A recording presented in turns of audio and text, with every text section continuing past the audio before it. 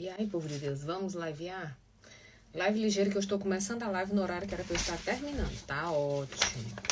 A vida tá ótima, tá super fácil. Super fácil.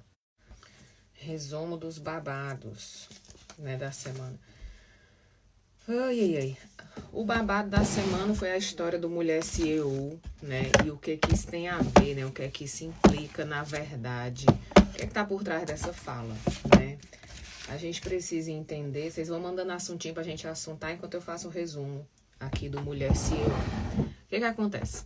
Eu posso, Leiliane, ter as minhas opiniões pessoais, certo? Então, se eu achar que o lugar da mulher em casa, que o modelo de família pra mim é isso, que tem essa conversa, né, da mulher edifica o lar, que a mulher tem um talento especial para cuidar da família, eu posso ter esses valores. E tá tudo bem. Tá tudo bem. São valores pessoais, certo? O que acontece quando a gente vai gerir uma empresa? Quando você vai gerir uma empresa, você vai contratar pessoas e você vai estabelecer um modelo de gestão que precisa ser adaptado a multiculturas. Ou seja, eu não posso trabalhar numa empresa de larga escala, uma empresa maior, no meu pedaço de mundo. Porque quando eu digo assim, Deus me livre uma mulher CEO, eu estou dizendo que ela será desqualificada pelo fato dela ser mulher. Ponto. Não tem brecha. E que qualquer homem ocupará esse lugar, porque Deus me livre é uma expressão muito forte. Se eu disser que, tudo bem, a mulher para ocupar esse lugar, ela vai sofrer um processo de masculinização, ela vai ficar sobrecarregada, eu estou explicando o processo, tá certo? Quando eu tenho aversão a essa ideia, quando eu digo Deus me livre uma mulher CEO, eu estou dizendo que eu vou evitar isso com todas as minhas forças. E com um simples argumento, que ela é mulher. O que acontece por trás disso? Por trás disso tem aquela ideia de que a mulher, ela nasce com um dom especial que é de criar filhos e cuidar de casa. Não, ela não nasce com esse dom, tá certo? Ela não nasce com esse dom, ela não tem essa habilidade especial para cuidar de casa e de filho. Ela é doutrinada a isso. Desde criança dão para ela um bebê para ela cuidar, uma vassourinha, uma panelinha, um fogãozinho, e para o menino vão dar um carrinho, um avião, um trem, uma bicicleta, né? Assim, um foguete, ok? Então ela é doutrinada para esse lugar. Por que ela é doutrinada para esse lugar? Porque lá atrás, tempos de outrora, né? Tempos de guerra, tempos de sociedade do café, tempos de sociedade plantio, os homens perceberam, e aí vem a visão eurocentrista do mundo, né? Os homens perceberam que as mulheres tinham libido. Isso era um problema para eles, porque eles tinham a história de que só é meu filho o filho do sangue, né? Tanto que a gente tinha a história do filho bastardo. Então, quando a gente começa a ter o acúmulo e a herança, para a gente garantir o acúmulo e a herança, a gente precisa aprisionar a mulher dentro de casa para garantir que os filhos que vão sair dela são meus. Se ela estiver lá na plantação, no dia que ela está atacada, ela pode transar com outro cara. Né? Então vamos aprisionar ela dentro de casa. Vem a época dos espartilhos, né? Que ele amarra a cintura dela, porque se ela engravidar fica logo notável, né? Dá para perceber. E até hoje a gente tem requisitos disso, quando a gente tem um divórcio, que a mulher só pode casar 9 meses depois, que é para ninguém assumir um filho que não é dele. Então, essa história de a mulher ter o dom de cuidar da família e da casa e dos filhos, ela é a romantização desse Paranauê que aconteceu lá atrás, do aprisionamento do corpo da mulher para garantir que os filhos são meus, tá? Tem gente que diz assim, eu não vou adotar, que eu não vou deixar tudo que eu trabalhei para filho de bandido, ainda é herança desses comportamentos. Então, digo de novo, quando o cara diz Deus me livre uma mulher CEO, ele não está falando dos valores dele. Ele está falando que desclassifica alguém pelo fato dela ser mulher. Entende? É um buraco mais embaixo. Uma coisa é eu dizer, e tem sempre essa desculpa de que eu estou protegendo você, porque se você for uma mulher CEO, você não será uma boa mãe, a sua casa não estará bem cuidada, entende? Eu vou mascarando isso por um cuidado, por um manejo. Só que eu estou garantindo o quê? Que você nunca vai ter o maior salário da empresa, que você nunca vai ter participação dos lucros, você vai estar sempre abaixo de alguém. Entende? Então, é uma questão que mexe com várias camadas. E aí mexe também lá atrás com outros valores, que é uma mulher bem-sucedida, é uma mulher que não ama a família. Uma mulher que tem uma carreira bacana é uma mulher que abandonou os filhos. É uma mulher que isso, que aquilo outro. Ou seja, a gente ainda trata casa e filho como do feminino, trabalho e dinheiro como do masculino. A gente ainda não está falando de humanos. A gente ainda está se separando por gênero, por homem e mulher. A gente ainda não está tratando o filho como o filho do casal. Uma criança nasce porque um casal se une. E uma criança, ela é cuidado de adultos, ela não é cuidado de um macho ou de uma fêmea. Ele é um cuidado de adultos, seja o homem, seja a mulher, sejam os avós, sejam os tios, sejam os irmãos, sejam os primos. Ele é um cuidado comum da comunidade. Uma casa, ela é uma casa de 2 adultos, ela não é a casa de uma mulher. E que o cara chega, joga o sapato pra cima e senta. E isso vai lá atrás puxar aquela história do cara chegar em casa e dizer, mas eu passei o dia trabalhando. Mas eu trabalho. Ou seja, tudo que a mulher edificadora do lar faz em casa, não é trabalho porque ela tá em casa. Então, ela não está fazendo nada, ela não está cansada, ela não tem dia de folga, ela não tem horário de intervalo, ela não tem nada que dizer, porque eu trabalho. Quem nunca escutou isso, né? O homem chega em casa e diz, mas eu trabalho. Mas eu passei o dia trabalhando. É tão legal, né? Outro dia eu falei com meu marido aqui, eu fiquei doente, não sei o que, fiquei doente essa semana, né? E aí juntou, eu falei, olha, eu tenho aqui 3 horas de roupa para passar.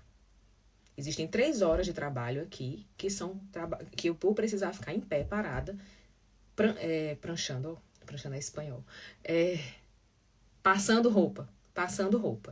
Se eu for pagar alguém para fazer isso, eu vou pagar 22 euros a hora. Eu, como mulher, quando sacrifico 3 horas do meu dia de trabalho para estar em pé, aqui passando a roupa de toda a família, eu não vou ser paga 22 euros a hora. 22 euros vão dar 120 reais por hora, né, mais ou menos.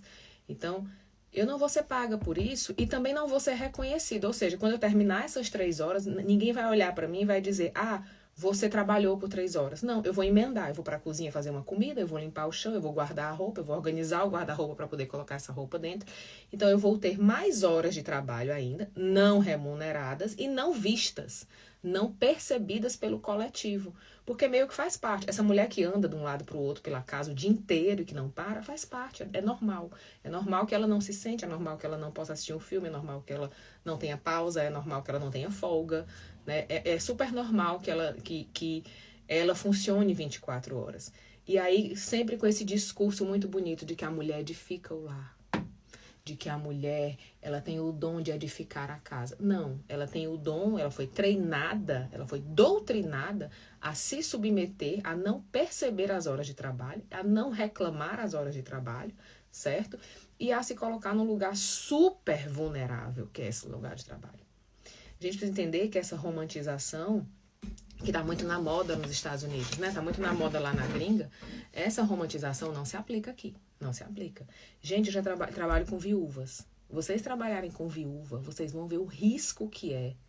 Mesmo essa mulher que é casada com um homem rico, com um homem bem-sucedido, que não precisa trabalhar, o quanto ela fica perdida quando ela perde o marido.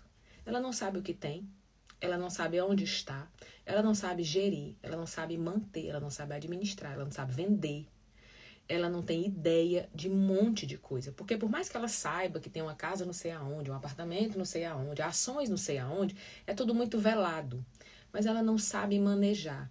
Então, quando eu sempre falo, nunca troque de mão seu prato de feijão. Quando eu abro mão de produzir o meu alimento, de garantir o alimento dos meus filhos, e coloco na mão de outra pessoa, seja meu pai, seja meu marido, seja minha família, eu coloco em risco a minha sobrevivência, a sobrevivência dos meus filhos também, da minha geração também. Porque amanhã a gente não sabe por onde começar. Eu lembro quando a minha mãe morreu, a minha mãe era bancária, né? E a minha mãe chegou pra mim, me deu uma lista. Olha, tá aqui todos os bancos, tá aqui todos os dinheiros, tá aqui todas as senhas. Retire tudo do banco. Porque se eu morrer amanhã, até você conseguir resolver inventário e conseguir pegar esse dinheiro, você morre de fome. E eu, mamãe, pra que isso? Eu era jovem, né? Eu era muito jovem. E mamãe, esse drama, mamãe é muito dramática. Mas eu fiz. Eu tava no último banco, me ligaram do hospital que a mamãe tinha morrido, certo? Passaram-se 20 anos. Teve um dinheiro da minha mãe que eu não consegui tirar. 20 anos depois eu ainda não tirei. Ainda não tive acesso a esse dinheiro. Tá? E eu sou única herdeira. Ou seja, não tem briga de processo, não tem nada. Só a burocracia. Então, essa romantização de que a mulher não precisa trabalhar, ela coloca em risco a mulher, ela coloca em risco a prole, ela coloca em risco um buraco. Quantas mulheres são roubadas quando o marido morre ou porque não sabem administrar isso, tá? Então, quando esse cara diz assim, Deus me livre, uma mulher CEO, ele está dizendo duas coisas. Uma, que ela será desqualificada por ser mulher. E duas, que ele fará qualquer coisa para evitar que esse CEO seja uma mulher. E três, que ela não deve ocupar o lugar de maior salário da empresa. É disso que a gente está falando. Então, eu ter esses valores na minha casa é uma coisa. Eu trazer isso para um modelo de gestão é outra. Porque quando eu trabalho com gestão, quanto maior for a empresa, mais diversidade cultural eu terei. Por exemplo, onde eu trabalham 6.000 pessoas, certo? E aí tem a época do Ramadã, por exemplo. E no Ramadã eles só podem comer uma vez por dia, depois do pôr do sol e etc. Todos nós temos a mesma pausa de alimentação. Mas no Ramadã, a empresa estabelece uma nova pausa para as pessoas do Ramadã. Porque no momento que a empresa ela é multi, ela absorve as questões culturais. E ela não permite nenhum tipo de piada, não permite nenhum tipo de constrangimento com as pessoas que usam, né, aquela vestimenta mais coberta, ou com as meninas que andam de shortinho e etc. Então, quando eu vou trabalhar com pessoas, eu não vou trabalhar com a minha família. Os meus valores de família, eles são meus. Eles funcionam na minha casa, na minha família e num grupo muito pequeno. Quando nós tínhamos comércio de bairro, por exemplo, você tem um comércio, um supermercado, você tem um salão de beleza ali no bairro que trabalha a minha filha me ajuda, meu marido me ajuda. É um negócio pequeno e ali eu posso ter um modelo de gestão mais restrito. No momento que eu amplio, no momento que eu expando, eu preciso absorver a questão da multiculturalidade, porque senão eu vou perder talentos.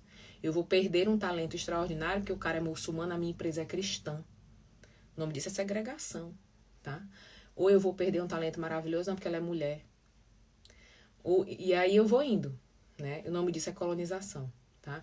Então eu conheço empresas, por exemplo, que não contratam gays. Não contratam. Fazem a seleção, o cara é gay, a mulher não contrata. Não, porque nós somos cristãos e isso não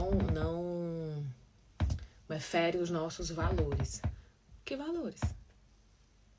Teus valores cristãos são segregação, são diminuição do outro pela prática individual dele, pela pessoalidade dele. Que valores são esses? Entendeu?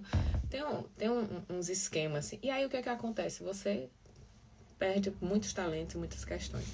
E isso, de novo, é um modelo segregacionista, higienista. Né? O Ducan, ele fala um paralelo que é assim, nós não gostamos de lidar com a diversidade, nós queremos todo mundo igual, né? Todo mundo na mesma classe social, no mesmo nível de escolaridade, na mesma cultura, na mesma religião e etc. E nessa história a gente inventou uma coisa chamada condomínio.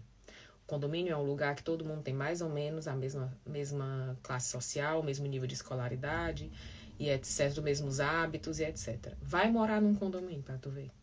Seja síndico de um condomínio para tu ver. Não existe, gente. A diversidade, ela está em nós. Por mais que a gente tenha algumas práticas comuns, não vai funcionar. A gente vai ter a diversidade ali, tá?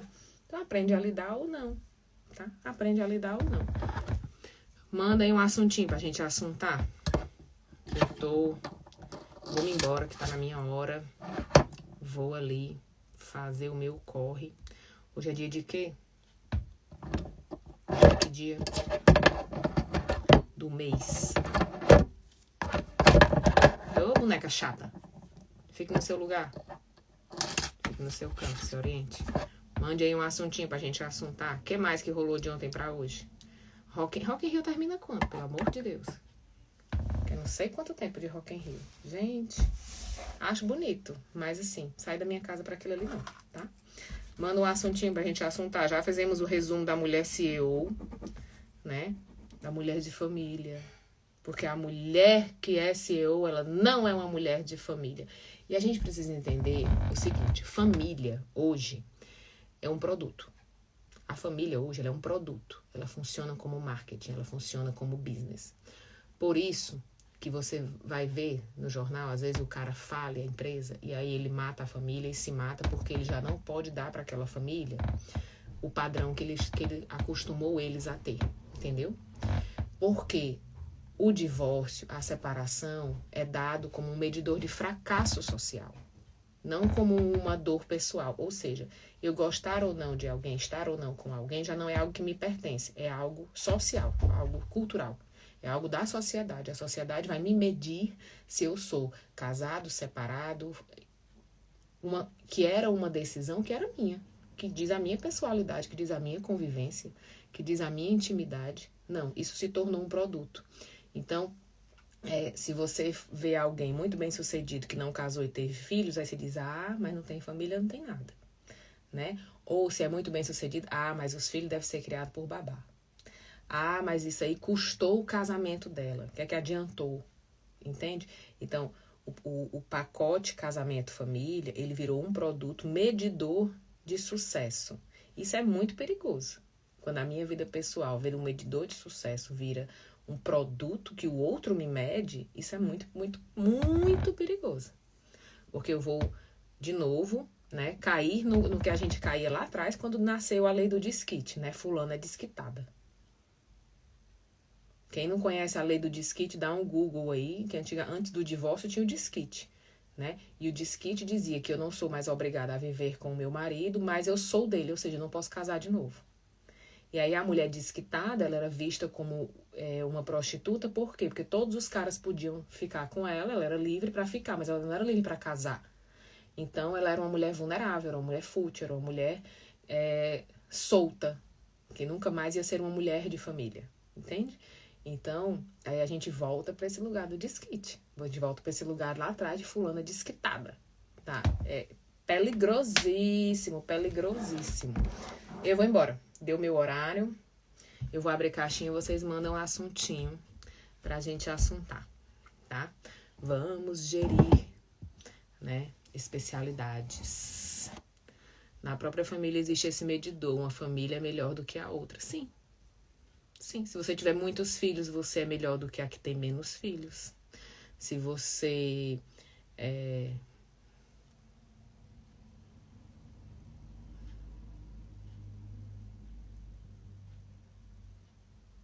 Menina. Vocês mandam, eu vou printar para eu ler na próxima, porque não tem mais tempo, tá? Diz assim, presta atenção. A avó não biológica. Vou guardar meu réu primário. Madrasta que cuidou dos filhos devido ao abandono da mãe. Vou guardar de novo meu réu primário. Quer grudar na neta e dispor sobre a vida. Guardei de novo. O que tem fazer e ser. Diz que a bebê é muito apegada à mãe. Quem é você no jogo do bicho? Minha pergunta é essa. Quem é você no jogo do bicho? Porque já tem uma série de critérios aí. A avó não biológica. Então, eu já tenho a visão do mundo pelo sangue. Madrasta que criou os filhos segundo o abandono da mãe. Ou seja, a mãe já não presta. Já é a mãe que abandona filho, né? Quer grudar na neta e dispor sobre a vida. Eu já tenho uma projeção do que o outro quer fazer numa terceira pessoa. Certo? O que eu tenho, o que você tem que fazer, diz que a bebê é muito apegada à mãe. Qual mãe? A mãe biológica? A madrasta? Qual delas? Você é a mãe da criança que a avó é muito apegada, é isso? Só para eu entender, porque vocês escrevem japonês em braille. É isso? Me responde aí que eu tenho que ir embora, que eu tô atrasada. Tem um milhão de coisas pra... Você é a mãe que a avó quer pegar no filho. É isso? A avó é materna ou paterna? É a avó por parte sua ou é a avó por parte do pai? E aqui já tá dado o diagnóstico, né? O quanto eu suspeitava que era a paterna. O quanto que eu não existo nessa história. Tá certo? Porque você fala muito da que abandonou, fala muito da que ficou, fala do bebê, mas não fala de si. Aqui você já deu o diagnóstico da sua relação com essa criança e com essa família. Não é a relação que a família lhe coloca, é a relação que você está se colocando. Tá? Segundo, é da família do meu marido. Ou seja, existe uma disputa aqui que não tem a ver com a criança, tem a ver com o macho. Quem é a mulher mais importante para esse macho? É a madrasta? Sou eu ou é a filha dele? Então, se ele for um bom filho, ele desagrada a esposa. Se ele for um bom marido, ele desagrada a avó, a mãe que criou ele. Se ele for um bom pai, ele desagrada a avó e agrada a esposa. Então, ele está na berlinda, tentando saber o que ele precisa para ser para cada uma dessas três, que nenhuma está preocupada com a criança, todas estão preocupadas em quem vai ter a maior atenção desse macho, tá? E como sempre, vamos botando as mulheres umas contra as outras, né? Que é assim que a gente domina o mundo, tá? Vou embora, beijinho, a gente se vê.